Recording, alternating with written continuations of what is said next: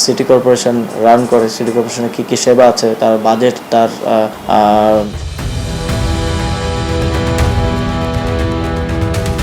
জাতীয় নাগরিক পার্টি থেকে ঢাকা দক্ষিণ সিটি কর্পোরেশনের মেয়র পদপ্রার্থী হওয়ার পূর্বাভাস পেয়েছেন বলে জানিয়েছেন দলটির মুখপাত্র আসিফ মাহমুদ সজীব ভূঁইয়া। মঙ্গলবার 24শে ফেব্রুয়ারি সন্ধ্যা 7:30টার দিকে রাজধানীর বাংলা মোটরে এনসিপির কেন্দ্রীয় কার্যালয়ে সংবাদ সম্মেলনে এই কথা জানান তিনি। আসিফ বলেন, দলের পক্ষ থেকে আমাকে প্রাথমিকভাবে ঢাকা দক্ষিণ সিটির মেয়র পদপ্রার্থী হতে বলছে, তবে এখনও চূড়ান্ত নয়। খুব তড়িঘড়ি করে 6টি সিটি কর্পোরেশনের প্রশাসক নিয়োগ দেওয়া হয়েছে উল্লেখ করে তিনি বলেন, এই ধরনের নিয়োগ দেওয়ার কোনো বিধিবিধান গণঅভ্যুত্থানের আগে ছিল না। অন্তর্বর্তী সরকার দায়িত্ব নেওয়ার পর বিভিন্ন সিটি কর্পোরেশন ও পৌরসভার মেয়ররা পালিয়ে যান এবং অনেক জায়গার ফ্যাসিবাদের দোসররা সেই জায়গাগুলোতে বসে বসে দেশের পরিস্থিতি অস্থিতিশীল করার চেষ্টা করে। তখন সরকার এই বিধানটা করে যে সরকার চাইলে যে কাউকে প্রশাসক হিসেবে নিয়োগ দিতে পারবে, কিন্তু অন্তর্বর্তী সরকার সঙ্গত কারণেই এই আইন থাকা সত্ত্বেও ব্যবহার করেনি, শুধুমাত্র একটি জায়গায় সেটা ব্যবহৃত হয়েছে।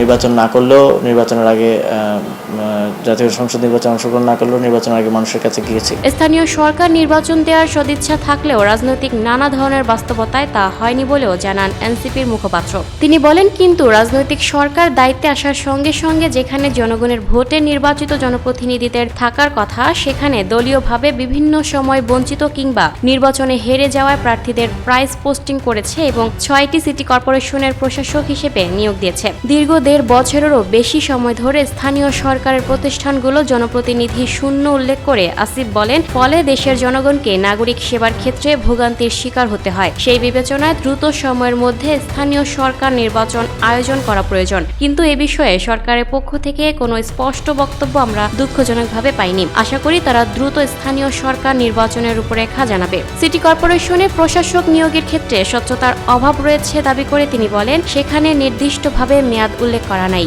নিয়োগ সংক্রান্ত প্রজ্ঞাপন দেখে মনে হচ্ছে যে আমৃত্যু হয়তো তারা প্রশাসক থাকবেন, এভাবেই সেখানে লেখা রয়েছে। অথচ সরকারি যে কোনো চুক্তিভিত্তিক নিয়োগের ক্ষেত্রে সময়সীমা উল্লেখ করা গুরুত্বপূর্ণ। 6 মাস, 1 বছর, 2 বছর স্বাভাবিকভাবে আমরা এই প্রক্রিয়াতেই দেখে থাকি সরকারের চুক্তিভিত্তিক নিয়োগগুলো হয়ে থাকে। গত 2 দিন ধরে এক ধরনের ভয়ের রাজত্ব কায়েম করার চেষ্টা হচ্ছে অভিযোগ করে এনসিপির মুখপাত্র বলেন, পুলিশের মাধ্যমে বিভিন্ন জায়গায় অভিযানের নামে সাধারণ জনগণ এবং সাংবাদিকদের উপর হামলা হয়েছে। এই ঘটনার তীব্র নিন্দা জানাই। আমরা মনে করি সরকার এর মাধ্যমে জনগণকে এক ধরনের ভয়ের মধ্যে রাখতে চাচ্ছে। তিনি বলেন, স্বরাষ্ট্রমন্ত্রী বলেছেন এখন আন্দোলন করা যাবে না, রাস্তা অবরোধ করা যাবে না, কিন্তু অন্তর্বর্তী সরকারের সময় অনেক অযৌক্তিক এবং ছোটখাটো কারণেও রাস্তা অবরোধ হয়েছে। আমরা সেটাকে অবশ্যই সমর্থন করি না। আমরা মনে করি যেহেতু একটি নতুন সরকার গঠন হয়েছে, তাদের কাজ করার ক্ষেত্রে এতটুকু সহযোগিতা জনগণের পক্ষ থেকে করা উচিত, অকারণে অযৌক্তিকভাবে যাতে কেউ রাস্তা অবরোধ না করে, কিন্তু একই সঙ্গে কারো যৌক্তিক দাবিতে আন্দোলন করার অধিকারকেও আমরা কোনোভাবেই যেন বিঘ্নিত না হয়।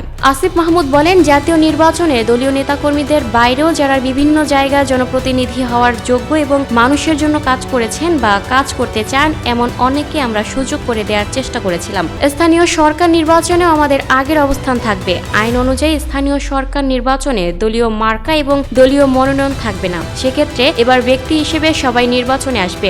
এনসিপি সাংগঠনিক সমন্বয় করে নির্দিষ্ট প্রার্থীদের সহযোগিতা করবে। সংবাদ সম্মেলনে সংসদ সদস্য ও এনসিপির স্থানীয় সরকার নির্বাচন পরিচালনা কমিটির সদস্য সচিব হান্নান মাসুদ বলেন, বিভিন্ন কারচুপি হওয়ার পরেও দলের 6 জন সংসদ সদস্য হয়েছেন। দেশের ইতিহাসে সর্বকনিষ্ঠ সংসদ সদস্য আমি নিজে। ভোটের দিন সকালে ভোট কেন্দ্র পরিদর্শনে যেয়ে আমি নিজে হামলার শিকার হই। আমার স্ত্রীর ওপর হামলা হয়। এখনও হাতিয়ায় মামলা চলমান অবস্থা।